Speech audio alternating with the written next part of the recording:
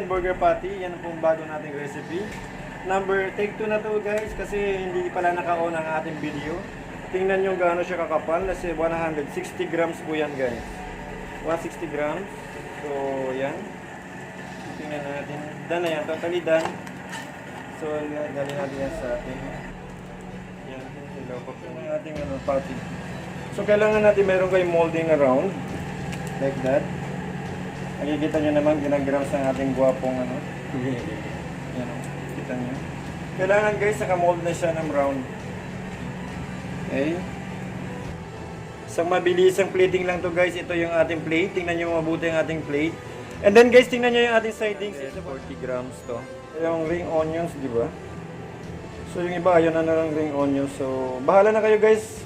Kung kayo gagawa sa inyo ng ganitong homemade na chicken patty, bahala na po kayo kung anong gusto niyo ilagay sa okay. So ito yung ating chicken patty guys. Bago to, bagong gawa. Bagong recipe ni Summer Chef TV. So yan.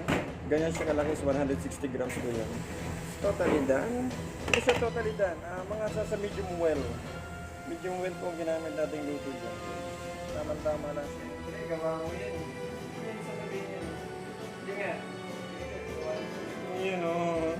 Hindi nga baka labag sa kalooban ko pag sigat ko eh. Guys, so meron tayong 3 slice na cucumber. Sa ngayon po medyo mahal ang gulay natin kaya medyo yun o. Kita niyo yan guys. Dito lang yan sa Aerostop guys.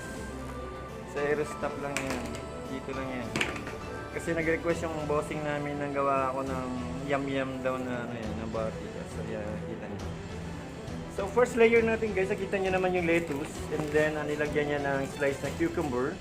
And then na patty na chicken. Tapos yan po, sarap! Wow! Paborito ng Pinoy yan. Ayan o, sarap pa. Dinagdagan pa ng tomato na red o. Ito tawagin namin ay isboy yan. Isboy. Tapos sa mga 2 kutsarang fresh milk.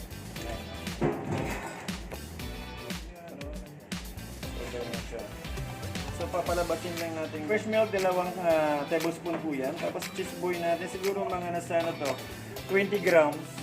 Tingnan nyo na lang, 20 grams.